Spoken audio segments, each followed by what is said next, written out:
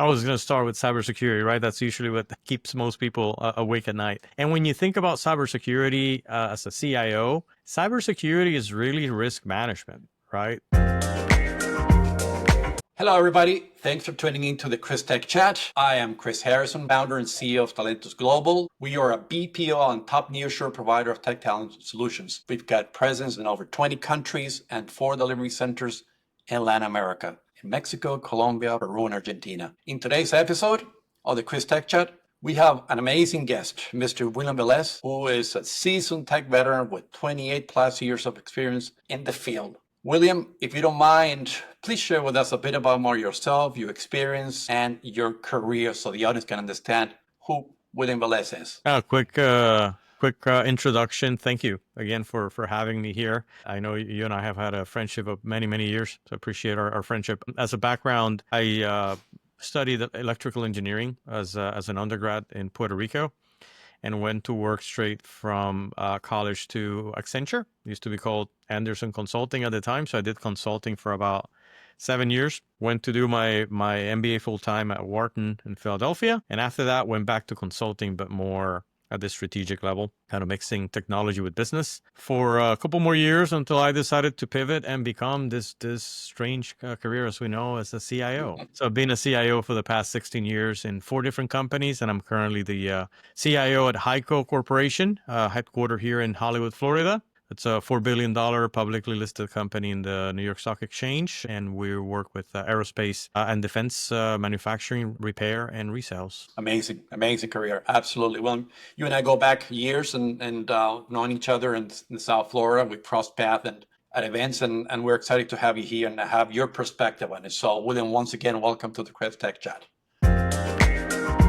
Before we dive in, don't forget to subscribe to our YouTube channel and check out the other episodes available on all major platforms. And in today's episode, we'll focus specifically on a subject that it's been out there, but there's a lot of confusion and a lot of people would like to understand more about sort of the CIO as a governance and leader and boardroom asset.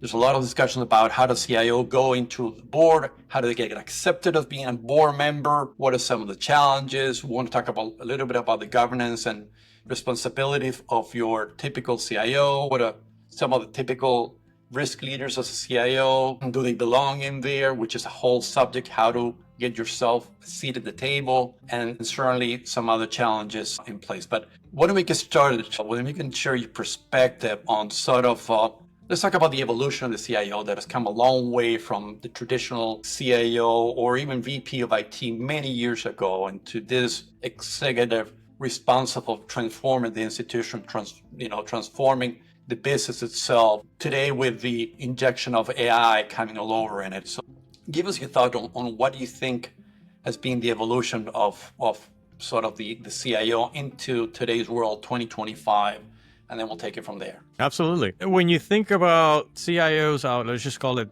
25 years ago, I think that the CIO role was seen mainly as keep the lights on. Right, you were kind of the backroom technician, making sure the servers were running, everyone had internet, network. But I would venture to say that today, more than ever, CIOs are extremely critical for corporate governance. And I think in a certain way, when you think about CIOs, Chief Information Officers, they touch everything. They're in HR, they're in all sorts of business functions. Anyone who wants to do anything about technology, it's usually reaching out to the CIO. And that vantage point, I think it's a great benefit for the role as a governance function. Because when CIOs become part of a board, they're very equipped based on that knowledge, intrinsic knowledge on how the business works, to provide that key oversight function that a board member needs to provide. So I think to answer your question, the role has definitely shifted towards the years. And now, besides being a change agent at most companies, the CIO is also a prime candidate to become part of a board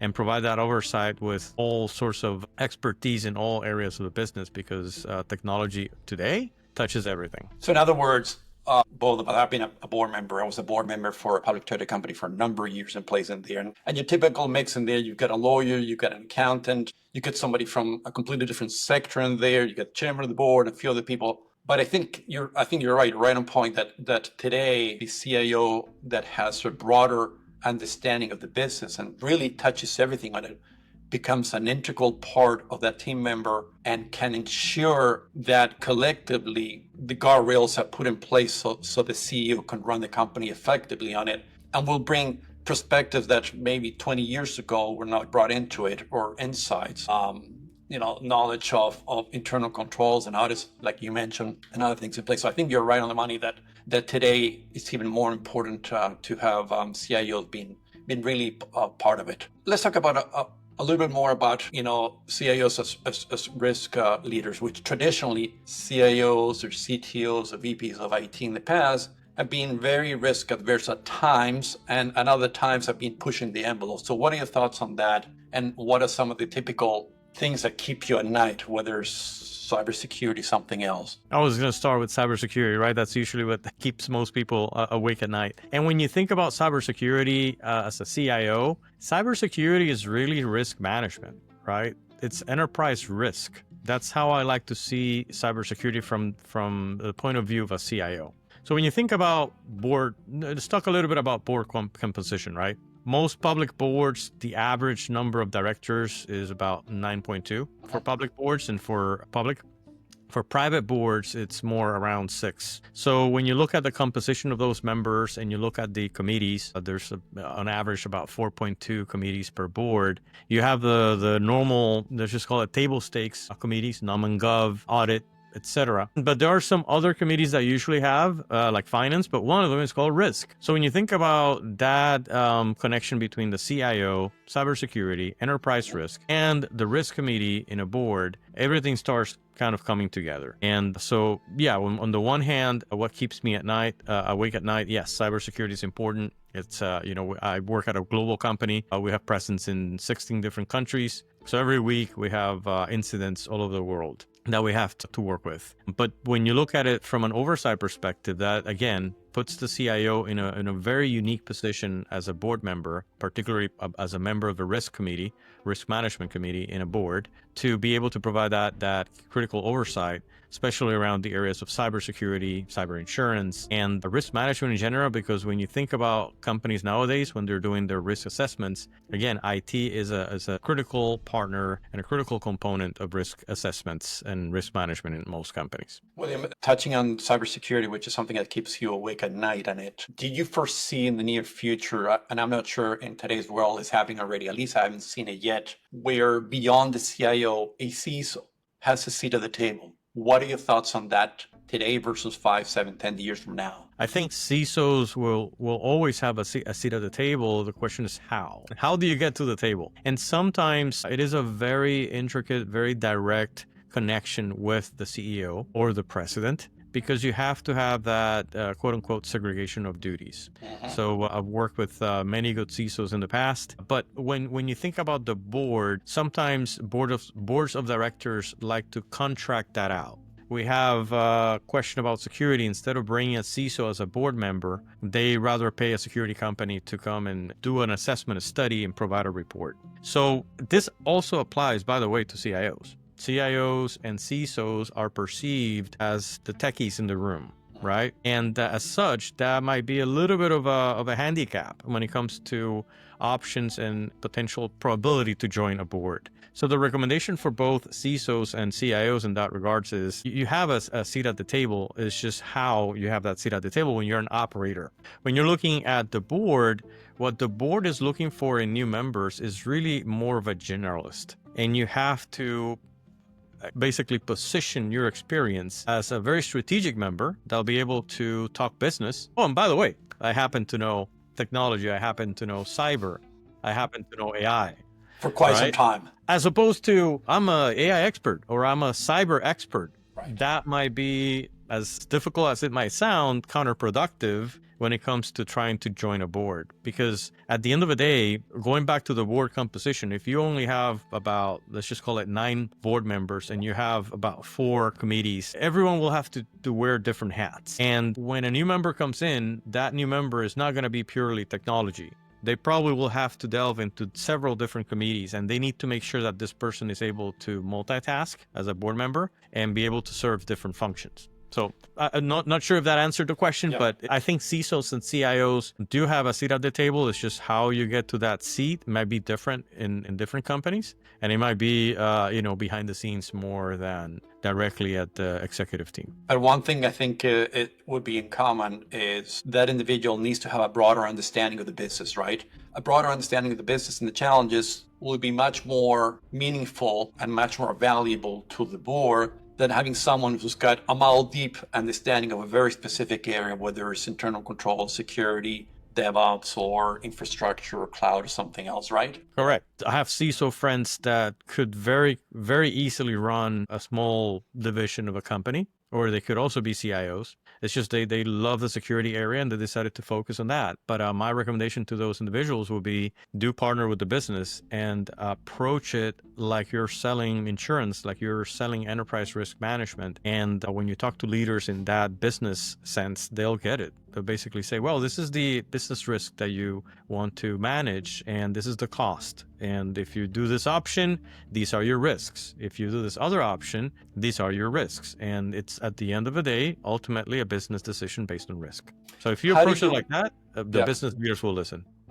What are your thoughts on lasting, right? How does a CIO, CTO last as a board member, has a seat in there? What are some of the attributes that he or she needs to have in order for them to continue providing value into the board, whether it's perspective on a risk assessment or an audit or something else, or being part of the risk committee itself, or jumping into a security incident in place and they're be able to mitigate and having some discussions with internal, external lawyers, how to manage that, how to manage the communication and the risk and all that. What are your thoughts on that? So there's not a lot of data around CIO tenure at boards. There is data about general directors, and the average tenure is about almost 9 years, right? So that's the average tenure of a board member. And the average age, depending on whether it's SAP 500 or Russell 3000, we're talking about public companies, but it's usually around the 63, 64-year-old average. Boards have age limitations around 75 years.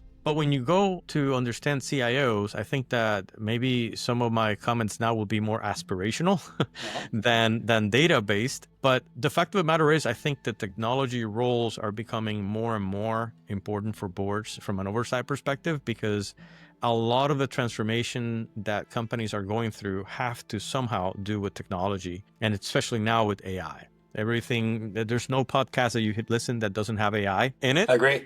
I just mentioned the 2 letters. But it is true that it is disrupting a lot of industries and boards. What are the 3 stable stakes that boards have to balance? Oversight, strategy, and risk. That's it. Yep. That's what the board members have to constantly balance. So when you think about the tenure of a CIO, right now, not many boards have CIOs in them as board members. In fact, the number that I got from a source at the Latino Corporate Directors Association, don't quote me on this because I don't have a source, but I think it was about 8 to 9% of board members are either CIOs or were CIOs or had some sort of technology background. That's a very small representation. Correct. Understanding the criticality of tech executive providing invaluable information and thoughts and ideas onto an organization. And that's where the aspirational part comes in. My vision, and maybe wishful thinking, is that in the next 10 years, because some of these changes happen slowly. That's why I mentioned the previous figures. And those previous figures basically mentioned that board members take a long time to leave a board. And usually that's when that spot is replaced with someone that has to come in and do multitasking in various committees, right? So you see how that starts narrowing down the scope of who can fill that spot. So if a CIO is going to fill that spot, my aspirational wishful thinking here is that I foresee in the next 10 years that percentage going up, because companies will realize that technology is much more important for the strategy and for the risk of a company, which is part of what they need to balance, than it had been in the past 20, 25, 30 years. And again, it's pure speculation here, but based on those facts, probably the tenure of CIOs will be equal to other board members, as opposed to the tenure of CIOs in the world where, 4 years? 4 or 5 years? At most. So I foresee that their tenure will be longer at boards, but we'll see. Interesting. In my in my experience, I was a board member for 6 years, and I had to leave because there was going to be a conflict of interest in the company I was joining in the future. But some of my peers were there 9, 10, 11 years in place in there. Part of it, I think, has to do the fact that membership into the board as a board member should be limited not only in terms of age, but I think my view on it is having a refresh set of eyes every 5 years or so would probably, I don't know if you agree or not, but I'd love to get your thoughts on it. This refresh of board members every, let's say, 5 years or so into the board, I think will bring an influx of new ideas, fresh ideas, different perspective on it.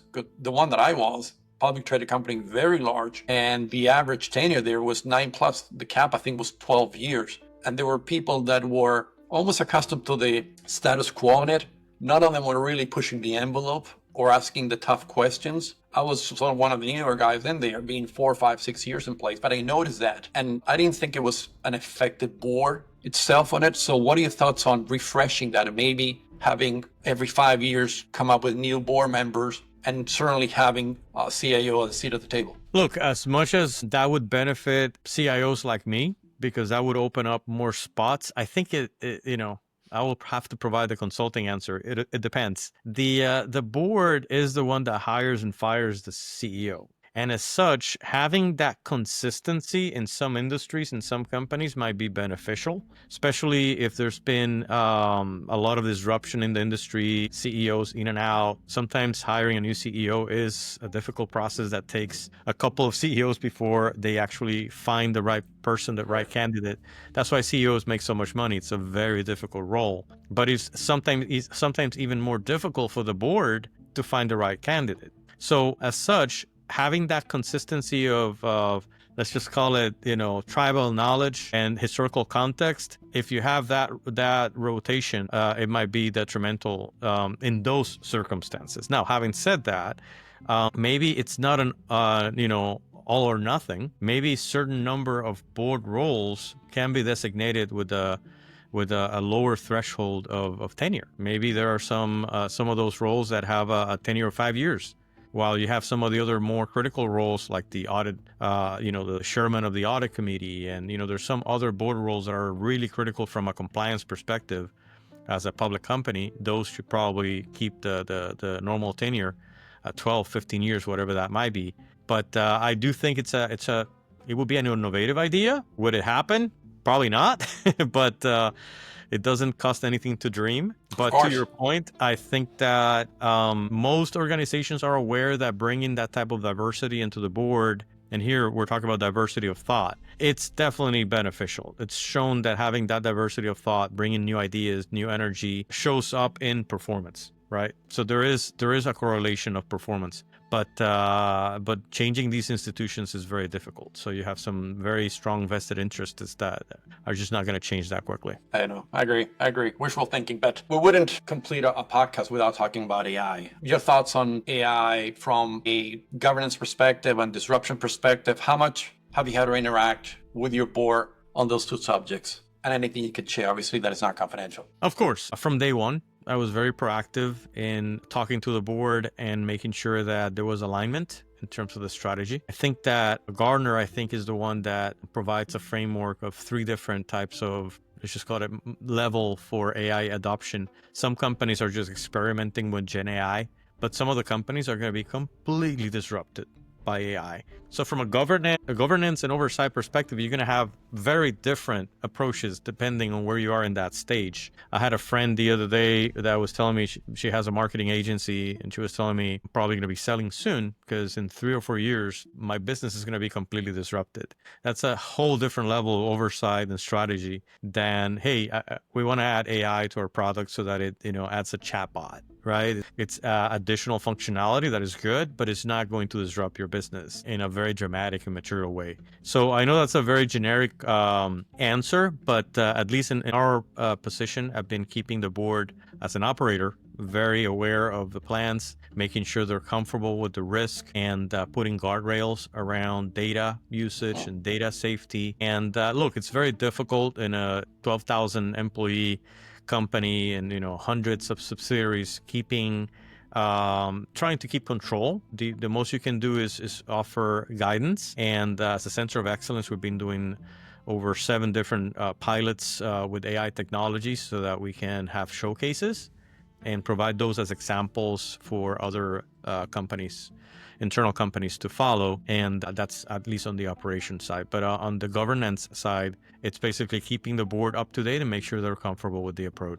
As we're getting closer to the end of our podcast, a couple of things on your thoughts right off the top of your head on it. Why do you think CIOs belong in the board? Right? What are your top things in place that you think strategically that you need to consider? Someone is a chairman of a board and they don't currently have, and they're watching your podcast and they don't currently have a CIO on the table in there. What are your thoughts on why he or she should definitely allow for a seat in there for the next exit of a board member? Certainly a CIO of that company or from another external company should have a seat at the table and be a valuable asset to that group. So I think, again, I don't have specific data, but if you look at that data, you're probably going to see that in the next, let's call it the last 5 years, a lot of new CIOs are not technical.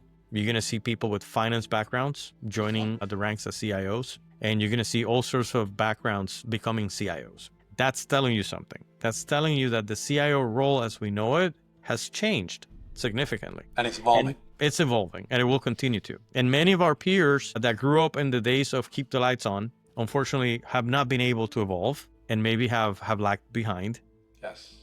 But from a reputational perspective, I think that new breed of CIOs is going to be showing that the role of a CIO is a business role, is not so much a technology role anymore. It's a broker. It's an agent of change. It's a politician. It's a communicator. You have to have narratives. You have to have different aspects of a storytelling, human storytelling, right? So it's a very different role, and I think it's up to us CIOs to market the hell out of that new evolved nature so that it becomes clear that this is someone you want to have in your board. This is someone that's going to add a lot of value from a business perspective. And obviously, as they go through the interviews, it's up to us evolved CIOs, let's just call it that way, to demonstrate that we have what it takes to be part of a board, that we have the business table stakes, and that we're ready from day one to provide that business, going back to the role of a board, strategy, oversight, and risk, and that we're able to work in those 3 dimensions from day one. So that's the way I would put it. Interesting you mentioned the business background, because traditionally all CIOs and CTOs, they've been talking about for years, I'm a technical, behind the scenes, but I wear a business suit. Now, all that preaching now, that is reality today, right? And in the future, all those new executives will come from that financial operation, marketing background with a little bit of tech, but really someone who can convey an idea, can be a good communicator, can be a change agent like you mentioned, can tell a story, can connect the dots, right? And be able to help them less on the technology side and more on the enabling side. Would you agree? 100%. 100%. Yeah, absolutely. As we are getting towards the end of our podcast in here, William, and I think this has been incredibly insight for folks that need to understand more about the intersection of the CIO on the board, how to get there, some of the challenges, what the composition is, and all those things in place in there. From a closing remarks perspective, any career tips for any aspiring CIOs that want to have a seat at the table? How do they get there? What are some of the steps in place that they need to do? And they're just giving some food for thought for those that are aspiring to be a board member like you and I have had in the past. How do we get there, right? What are some of the things or the traits that are required for someone to be able to be evaluated and hopefully have a seat at the table and be able to be a contributor to that very important role as a board member? So I would say there's 2 things in your daily life as a CIO that you can leverage. The first one, cybersecurity. Enterprise risk management. But the second one is compliance, regulatory compliance. Whether you're a small company that has IT general controls in place, or you're a public company that has to follow Sarbanes-Oxley, or we're in the defense space, so we have to follow CMMC. It doesn't matter what type of compliance you're following. Those 2 aspects of your day job are preparing you, even if you don't know it, for an oversight role at a board, because it's providing the risk management and oversight that you need to have governance that you need to have to become a good director. And the funny thing is, especially on the governance side, when it comes to to regulatory compliance, many CIOs disdain. They're like, I have to work with compliance now. It's like you have to go clean your room. I have to do my chores. They despise it. When in reality, when life gives you lemons, don't make lemonade. Make a great daiquiri. Yes. In this particular case, that regulatory compliance boring work is Embrace preparing you. It's preparing you to become a great board member from an oversight and governance perspective. So I would say, as a day-to-day, take those two things that are, they're the daily life of a CIO, and use them as on-the-job training to become a better director. And then the second part, what you mentioned, the seat at the table, I think I know that's a very high-level concept. It doesn't necessarily mean you have to join your company's executive leadership team to have a seat at the table. There's many ways to have a seat at the table, and sometimes that might be one-on-one meetings with the president, one-on-one meetings with the CEO. Good point. Especially CISOs, you have to have that direct connection, and that will translate to the executive team, that will translate to the board, and that will come back to you positively in many other ways. So that would be my very tactical, very easy recommendation. Sometimes going with the basics is the most efficient way to start, and that would be it for me. So that's a great point you mentioned on it, which not a lot of people talk about it, is that starting to build that connection and that communication with the C-exec, whether the CEO, the CEO, or the chief legal officer, right? He's bringing your perspective from a tech perspective into some of the risk assessment or some of the compliance laws in there. How do you mitigate that from a tech perspective? And having that line of communication will probably set your stepping stones as you're being entertained to have a seat at the table. So those are great thoughts. Again, William, thanks for your thoughts. I am sure the audience will definitely appreciate this episode, and we definitely look forward to having you again in the near future. Folks, please don't forget to follow us on YouTube, and we look forward to having you on a new episode in the near future. Thanks again, William. Thank you for having me. Really appreciate it.